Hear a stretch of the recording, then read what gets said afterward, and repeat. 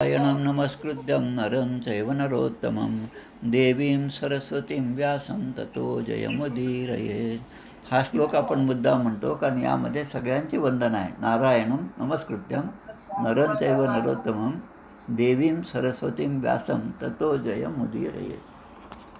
आता तिसऱ्या अध्यायामध्ये आपण प्रवेश केलेला आहे. यामध्ये नाभी राजाचं आख्यान या ठिकाणी आहे. नाभी राजाचा विवाह जो आहे तो मेरुदेवीशी झालेला होता. आपण पाहिलं मेरुदेवी ही जी आहे ही नाभी राजाची पत्नी, म्हणून नाभी आणि मेरुदेवी यांच्या पोटी त्यांचा वंश जो आहे त्याचं वर्णन या ठिकाणी आलं आहे. आता या नाभी राजाने पुत्रकामनेच्या एकाग्रतापूर्वक भगवान यज्ञपुरुषाचे आराधन केले आणि या भगवंताने त्या यज्ञामध्ये स्वतः प्रगट झाले. यज्ञपुरुष भगवान प्रगट झाले, त्या भगवंताचं सुद्धा वर्णन यामध्ये दिलेलं आहे.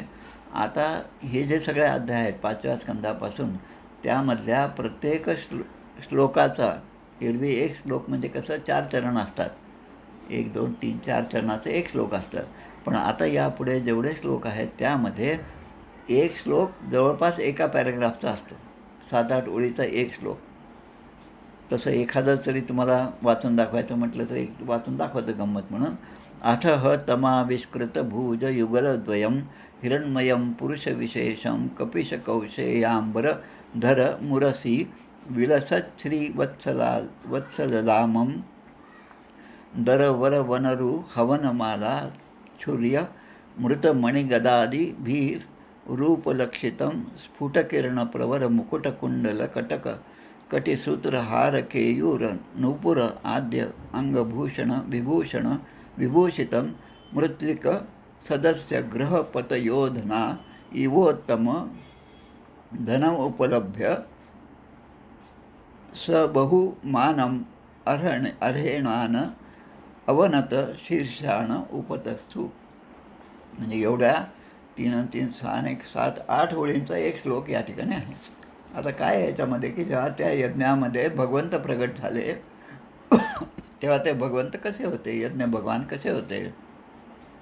नेहमीसारखं पितांबर धारण केलं, श्रीवत्स चिन्ह होतं, हातामध्ये शंखचक्र गदा पद्म आयुध आहेत, गळ्यामध्ये मनमाला आहेत,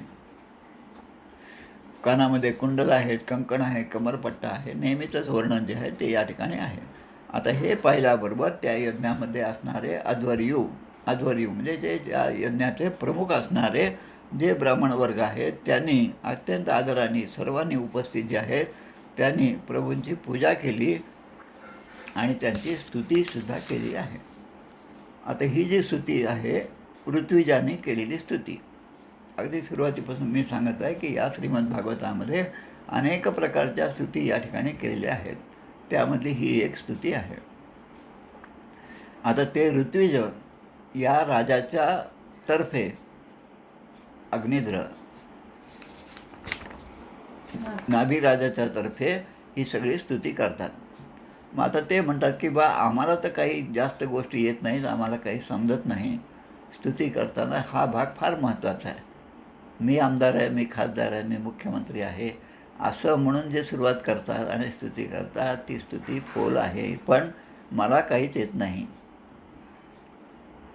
की मी अनाथ हीन दीन दरिद्री भजन नेणे काही असं म्हणून जो स्तुती करतो तो स्वतःकडे असणारं वैभव जरी असलं तरी मी अनाथ आहे, हीन आहे, दीन आहे असं म्हणून अगदी खालचा स्तर तो प्राप्त करतो आणि तोच भगवंताला प्रिय होत असतो. आणि मग ते म्हणतात की आपले गुणगान करण्यासाठी सुद्धा मी असमर्थ आहे, की तुमचं हे जे रूप आहे त्याचं वर्णन, तुमच्या लीलांचं वर्णन मी शब्दामध्ये व्यक्त करू शकत नाही, इतका मी दीनदरिद्री आहे. आमचे मधुकर अण्णा गोसावी जांभळचे आहेत ते त्यांच्या अनेक ग्रंथामध्ये स्वतःला ते हेंद्रा म्हणतात. हेंद्रा म्हणजे मी असा बाळवट आहे असं ते म्हणतात. आणि मग ते आपल्या सद्गुरूंचं वर्णन करतात. तसं ते म्हणतात आता आमच्यावर आपली कृपा व्हावी आणि ती करायची असेल तर सर्व लोकांचे दुःख हरण करणारे मंगलमय गुणांपैकी काही गुणांचेच वर्णन आम्ही करू शकतो.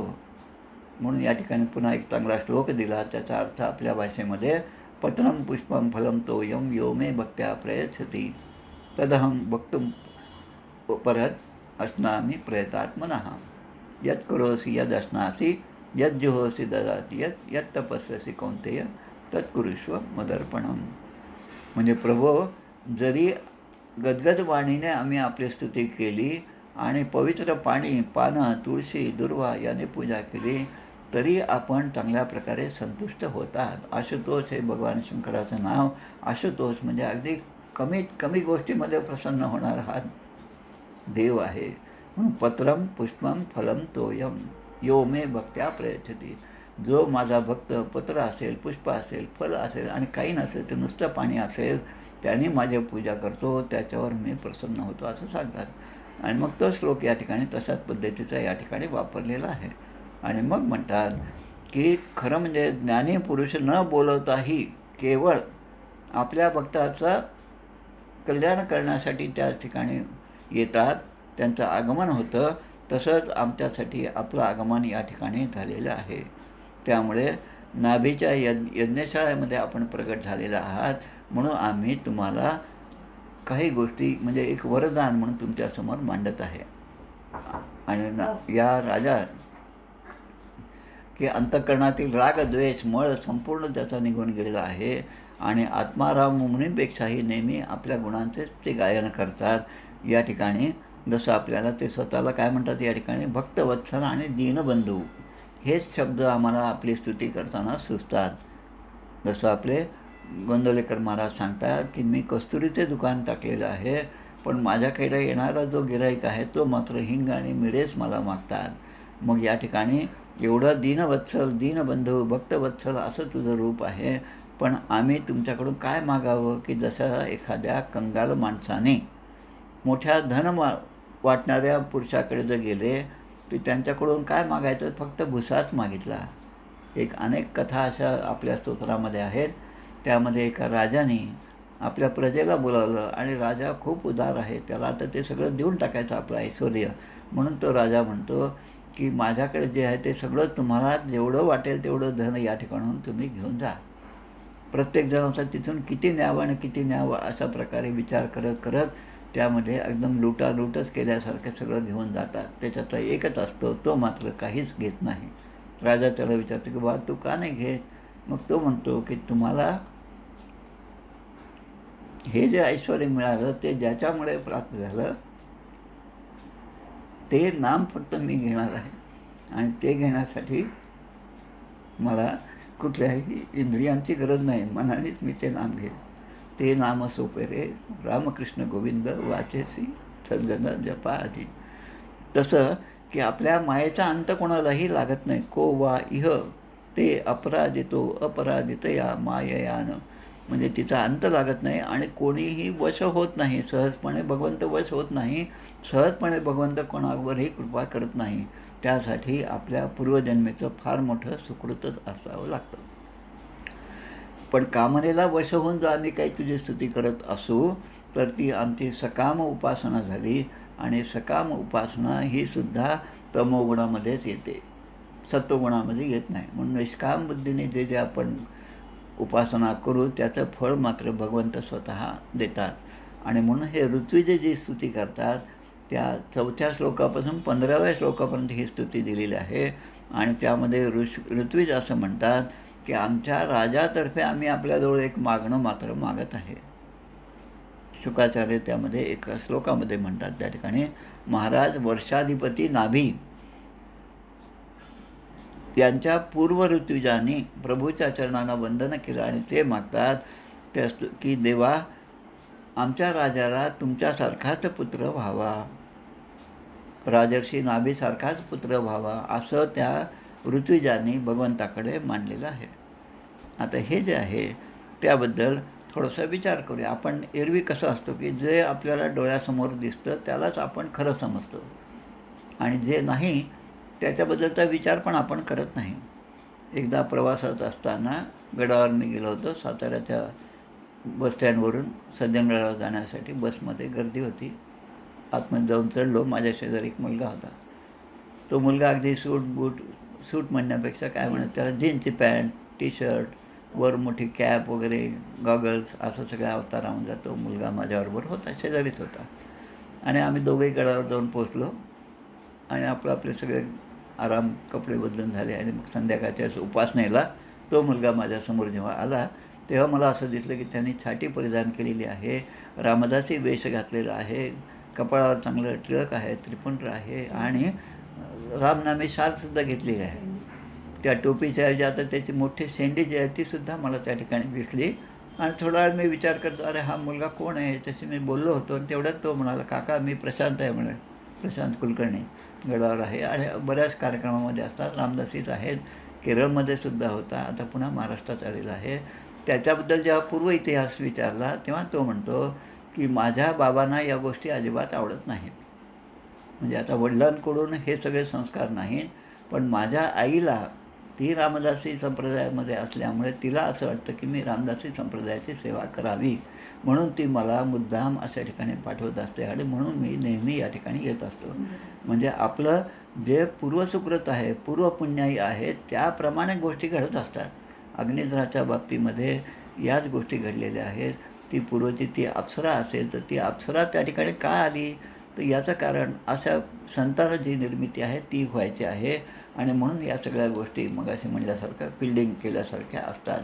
मग ते या ठिकाणी तसं आता विराट पुरुषाचं या ठिकाणी उदाहरण देतो या ठिकाणी. कारण या ऋत्विजाने काय मागितलं की माझ्यासारखाच पुत्र व्हावा, तुमच्यासारखाच पुत्र व्हावा, असं भगवान म्हणतात की यांनी मला मागितलं की माझ्यासारखाच पुत्र व्हावा. तर भगवंत म्हणतात आता माझ्यासारखाच म्हणजे माझ्यासारखाच कोणीच नसतो, भगवंत म्हणतात. श्रीपाद श्रीवल्लभ यांचा जेव्हा जन्म झाला त्यांचं पूर्व आयुष्य जे आहे त्यामध्ये त्या मातेने भगवंताकडे तेच मागितलं की तुमच्यासारखाच पुत्र व्हावा. ते म्हणतात की माझ्यासारखा पुत्र म्हणजे आता मला तुझ्या पोटी जन्म घ्यावा लागेल.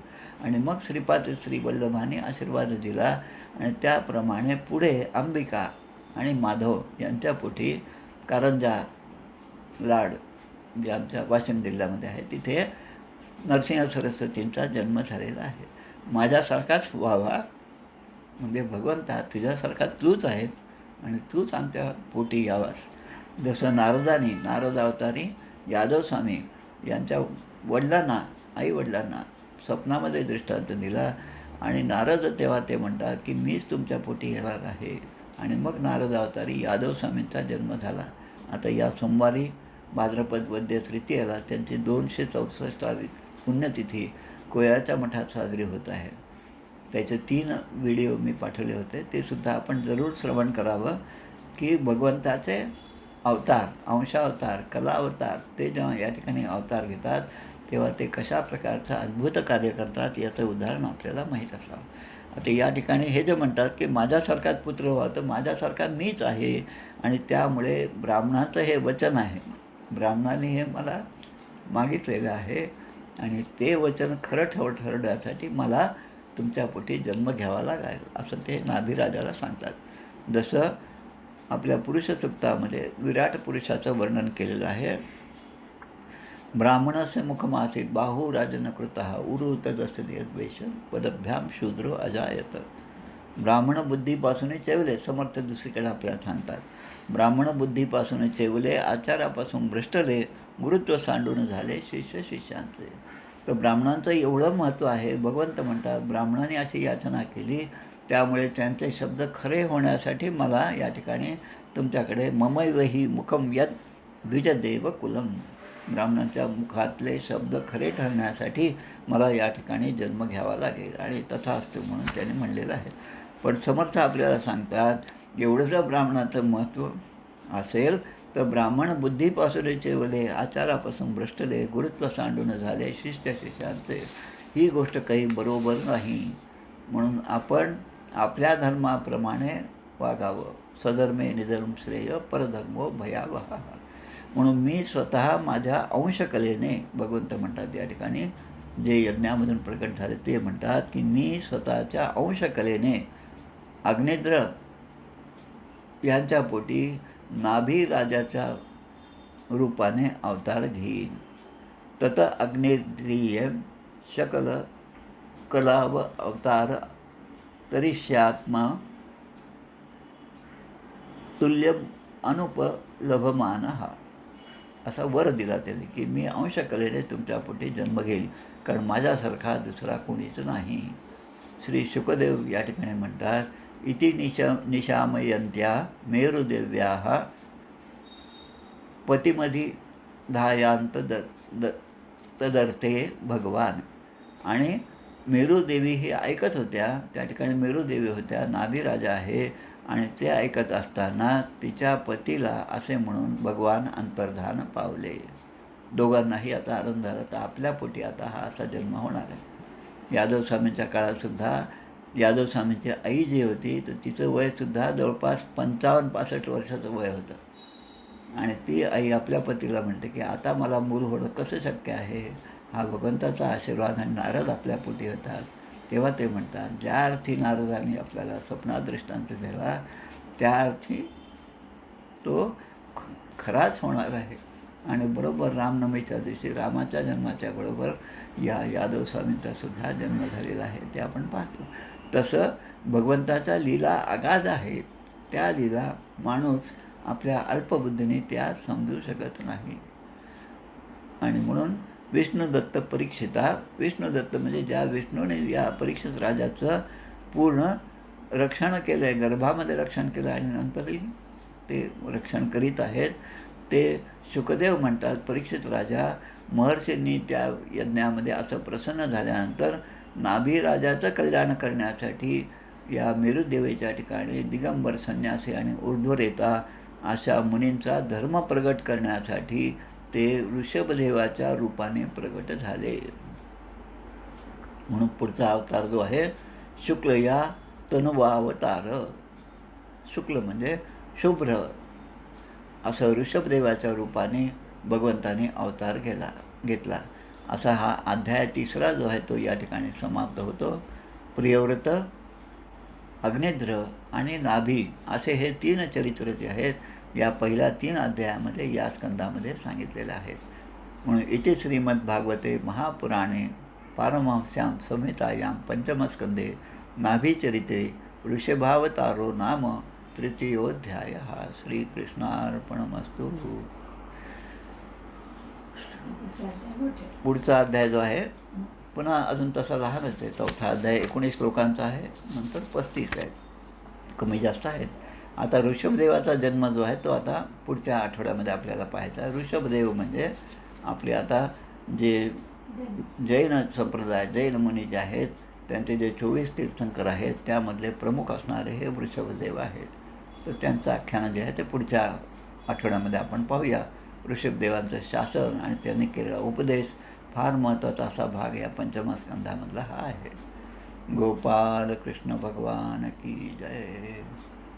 आरती म्हणे आपण. जय हो जय श्री भागवता, आरती करी तुझ भगवंता. जय हो जय श्री भागवता, आरती करी तुझ भगवंता. श्री शुकमुनीने परम भक्तीने नाना परीने गायले जा हरिचरिता. आरती करी तुझ भगवंता.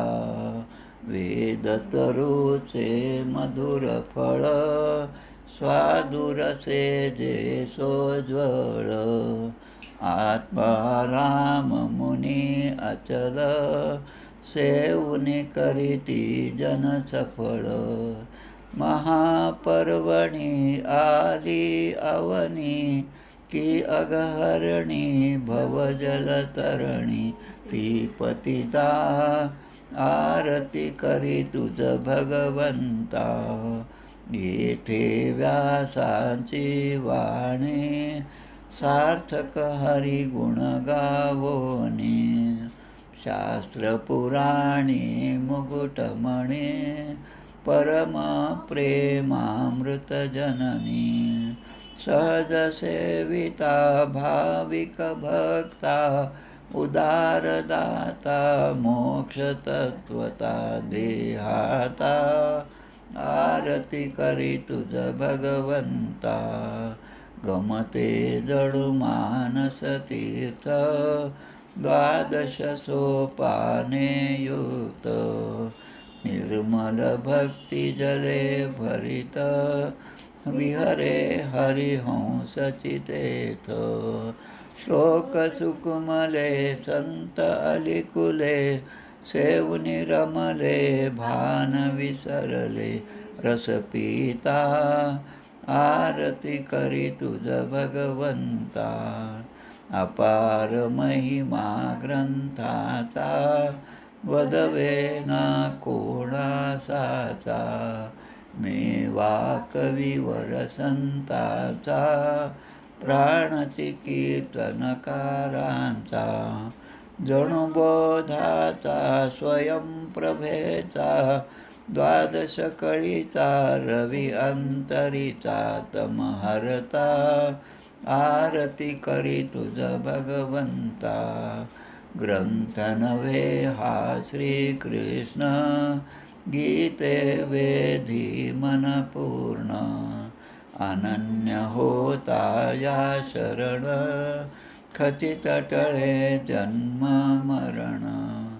त्रितापदाती चिरये शांती, नाथही वदती रामपदी ठेवी माथा. आरती करी तुझ भगवंता, जय हो जय श्री भागवता. आरती करी तुझ भगवंता. गोपाल कृष्ण भगवान की जय. जय जय रघुवीर समर्थ.